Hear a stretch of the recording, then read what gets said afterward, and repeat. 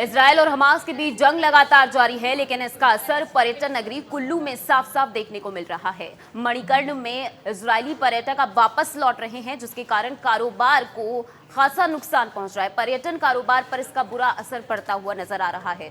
तो कुल्लू में मणिकर्ण घाटी में काफी इजरायली पर्यटक भारी तादाद में यहां पर पहुंचते हैं, लेकिन अब जिस तरह से हमास और इजरायल के बीच जंग लगातार जारी है, इसका असर अब हिमाचल प्रदेश में भी देखने को मिल रहा है। पर्यटन कारोबार पर खासकर इसका बुरा असर है। अगले साल भी इजरायली सैलानियों की पहुंचने की उम्मीद काफी कम जताई जा रही है। दिवाली तक मणिकर्ण घाटी में इजरायली के लोग रहते हैं, लेकिन इस बार हालात अलग हैं। Hard to enjoy your time and travel when your family and siblings and friends are fighting for the country. So it feels like I can't enjoy when I know what's happening.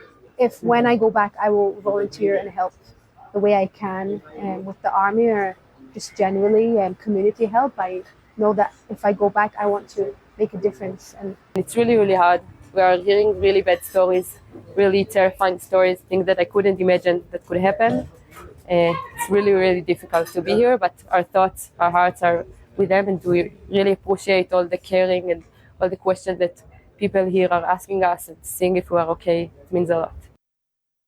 Israel और Hamas के बीच जंग लगातार जारी है, लेकिन इसका असर पर्यटन नगरी कुल्लू में साफ साफ देखने को मिल रहा है। मणिकर्ण में इजरायली पर्यटक अब वापस लौट रहे हैं, जिसके कारण कारोबार को खासा नुकसान पहुंच रहा है। पर्यटन कारोबार पर इसका बुरा असर पड़ता हुआ नजर आ रहा है।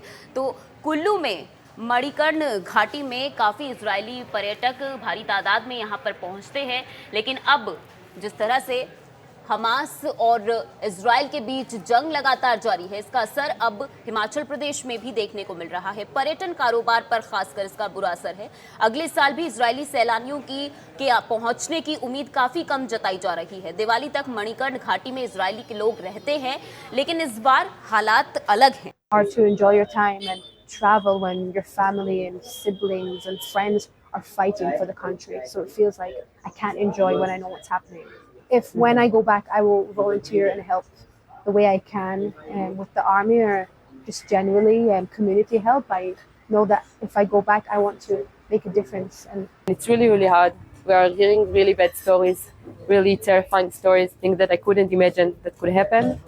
It's really, really difficult to be here, but our thoughts, our hearts are with them, and we really appreciate all the caring and all the questions that people here are asking us and seeing if we are okay. It means a lot.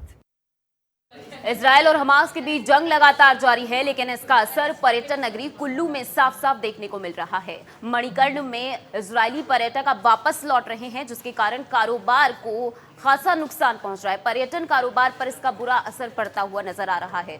तो कुल्लू में मणिकर्ण घाटी में काफी Israeli पर्यटक भारी तादाद में यहां पर पहुंचते हैं, लेकिन अब जिस तरह से हमास और इजरायल के बीच जंग लगातार जारी है, इसका असर अब हिमाचल प्रदेश में भी देखने को मिल रहा है। पर्यटन कारोबार पर खासकर इसका बुरा असर है।